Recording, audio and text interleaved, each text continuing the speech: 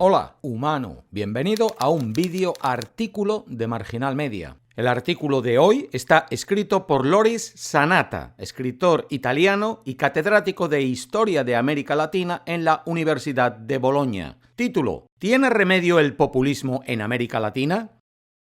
Artículo: el populismo está en todas partes, pero América Latina es su paraíso. Cristina Fernández de Kirchner se presentó sin tapaboca en la inauguración del Congreso argentino. López Obrador, en México, dice que no lo usará hasta cuando no haya corrupción ya. Las normas se establecen para las mayorías, pero los líderes populistas están por encima de ellas. El pueblo debe ver a sus líderes y adorarlos. El pueblo con la fe en Dios, luchando contra los caínes, dice Daniel Ortega, presidente de Nicaragua. El populismo es una marea creciente. Al regreso del kirchnerismo con Alberto Fernández en Argentina y del nacionalismo mexicano de la Cuarta Transformación obradorista, se suma el de Evo Morales en Bolivia a través de su delfín Luis Arce. La ola sufrió una resaca con la elección del banquero Guillermo Lasso en Ecuador, pero podría seguir avanzando cuando Pedro Castillo a la izquierda o Keiko Fujimori a la derecha triunfe en Perú en la segunda vuelta en junio. El Grupo de Puebla, donde se reúnen los intelectuales de la izquierda populista, tiene viento en popa y le hace guiños a los primos menos presentables del populismo de izquierda: Venezuela, Nicaragua y Cuba. ¿Es el populismo el código genético del pueblo latinoamericano? ¿El destino de su cultura, insensible a la tragedia venezolana, la decadencia argentina, el totalitarismo cubano, el sultanismo nicaragüense? ¿No pueden los latinoamericanos vivir la política sino como religión? Así creen los populistas.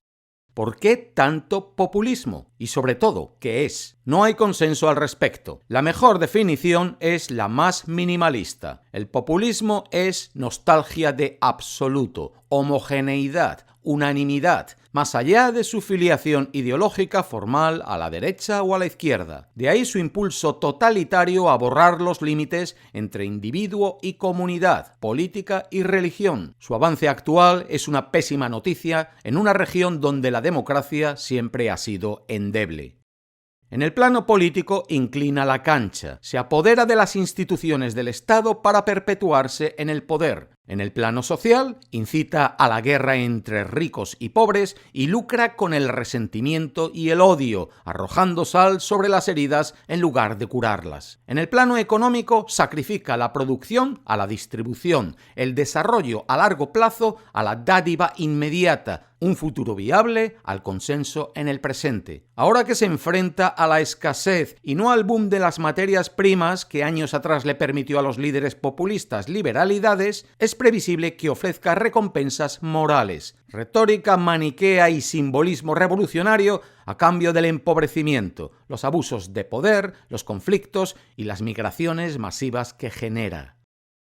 Es que el populismo de América Latina expresa, en la era de las masas, la visión orgánica del mundo que la forjó en la época colonial dominada por lo sagrado. Su relato repite siempre el mismo patrón. Érase una vez un pueblo que vivía en paz y armonía, pero cuya unidad se desmoronó a causa de una élite corrupta. No cualquier pueblo, sino el pueblo elegido de los pobres, los últimos, los nadie, a la espera de un Mesías que los redima, de una figura paterna y algunas veces también materna, a la que, por tanto, se le coloca en un pedestal de superioridad moral. En palabras del politólogo holandés Cas Mudde, la élite se desprendió del pueblo puro amenazando su identidad, contaminando su cultura, hasta el día que un Hugo Chávez o un Nayib Bukele llegó a salvarlo y a llevarlo a la tierra prometida. Esa es la cultura hegemónica del populismo, y los principios liberales de la Ilustración apenas ha arañado su armadura. Su imagen romántica no tiene fundamento en la realidad latinoamericana de hoy. ¿Por qué sorprenderse de que sus líderes se erijan en profetas? Un patrón familiar a monoteísmos y populismos es una impronta religiosa. Su pueblo es una comunidad de fe, su pureza la del Edén. La corrupción es el pecado original y la caída a la historia imperfecta y caduca. En el humus de la religión antigua crecen sus religiones políticas. El mito del buen salvaje, decía el pensador venezolano Carlos Rangel, alimenta el del buen revolucionario. Por eso, las clases secularizadas tildan a los líderes populistas de demagogos y las masas populares los creen santos. El momento populista, junto a la crisis que exalta su potencia mesiánica, se origina en una mezcla de fragmentación social, desintegración cultural y desestabilización moral. Eso fueron el Caracazo en 1989, el estallido del gobierno argentino en 2001, la operación Lava Jato brasileña en 2014. Todos estos son rasgos típicos de la modernidad, de su crónica descomposición de lazos, identidades y culturas, innovaciones tecnológicas, migraciones, abismos generacionales, nuevas fronteras éticas, modas globales, están presentes en el populismo de hoy. Así se entienden los ciclos históricos de América Latina. Un rebote populista sigue a cada era cosmopolita y secular. Así fue con Lázaro Cárdenas en México, Getúlio Vargas en Brasil y Juan Domingo Perón en Argentina después de la era liberal. Así con la Revolución cubana y sus émulos después de la ola democrática de posguerra. Así desde el fin del consenso de Washington a nuestros días. A la sociedad abierta y laica, el peronismo opuso el telurismo de la tradición católica, el chavismo, el de los caudillos rurales, el indigenismo boliviano, el etnocentrismo. El populismo no es un ave de paso en América Latina, sino un actor protagonista, aunque cambie de nombre y forma. Hasta aquí, los populismos se parecen todos. Expresan, señaló Isaías Berlín, un afán comunitario. Prometen unificar al pueblo, pero su pueblo no es el pueblo constitucional. Es histórico y moral, custodio exclusivo de una identidad. Como tal, es el único pueblo legítimo. Gobernaré con el pueblo, declaró Nicolás Maduro frente a la derrota en las elecciones parlamentarias de 2015. Me voy por la calle con el pueblo a gobernar. Parece absurdo, pero no lo es para la lógica populista. Para ella, se trata de la eterna lucha del bien contra el mal, del pueblo de Dios contra el antipueblo. Por eso los populismos transforman la dialéctica política en guerra de religión, donde nosotros equivale a virtud y armonía, el pueblo angelical. Ellos, en cambio, son el gusano deshumanizado del castrismo en Cuba, el escuálido del chavismo. Para sus partidarios, el populismo es la respuesta democrática a la pobreza, la desigualdad, la discriminación y una genuina reacción de los perdedores de la globalización. Como si no fueran taras antiguas, todo se remonta para ellos a las reformas de mercado de la década de 1990. La apertura comercial profundizó la brecha social, las privatizaciones aumentaron el desempleo, la liberalización financiera favoreció el crimen, la globalización de la información exacerbó la colonización cultural. El neoliberalismo hoy como el liberalismo antaño son causa de la ola populista, aunque sean también coartada.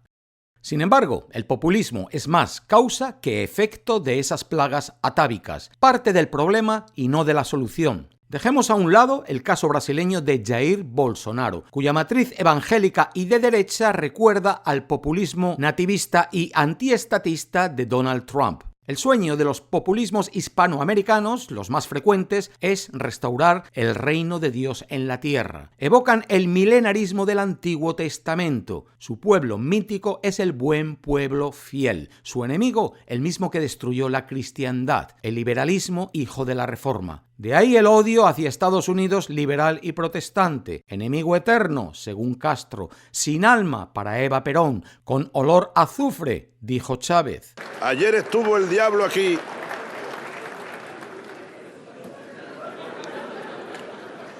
En este mismo lugar huele a azufre todavía.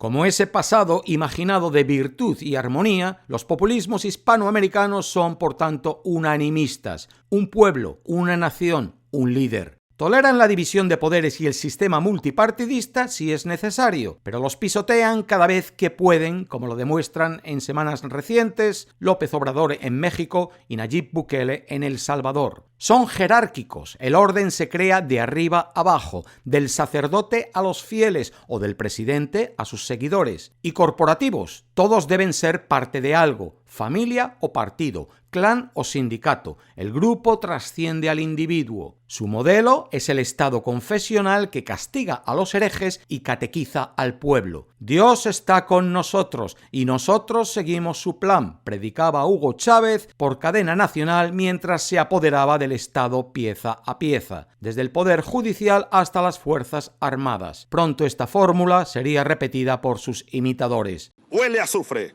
pero Dios está con nosotros. Un buen abrazo. Y que Dios nos bendiga a todos. Muy buenos días.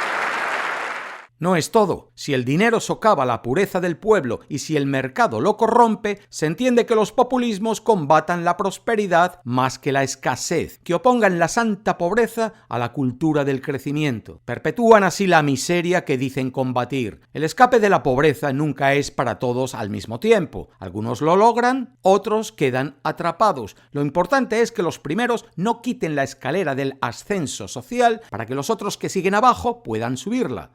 Pero los populismos hacen eso, cortan los peldaños de la movilidad social cultivando la prisión identitaria donde domina el conformismo tribal. Un organismo cerrado, autárquico e indiferenciado. Así es su pueblo, el gran señor de López Obrador, el dueño de justicia y amor de las 20 verdades peronistas. Los pobres tendrán así que estar orgullosos de su pobreza, garantía de moralidad e identidad. Ascender a clase media, clase colonial, sería traicionar el pueblo. La clase media, encerrada en una tribu excluyente, es a su vez la custodia de la virtud, la del cidadão de bem de Bolsonaro, por ejemplo. ¿Tiene remedio el populismo? Pasar de pueblo a ciudadano es un camino complejo. Mucho depende de la sociedad civil, de su capacidad para oponer la legalidad a la arbitrariedad, de desmontar las jaulas corporativas y las redes clientelares, de liberarse del ogro filantrópico, el Estado paternalista descrito por Octavio Paz. La educación y el trabajo son las claves, pero también una cierta dosis de competencia, meritocracia, desburocratización, apertura al mundo, palabras que el populismo odia. Y ya basta con el culto a la pobreza. Hasta la próxima, la paz.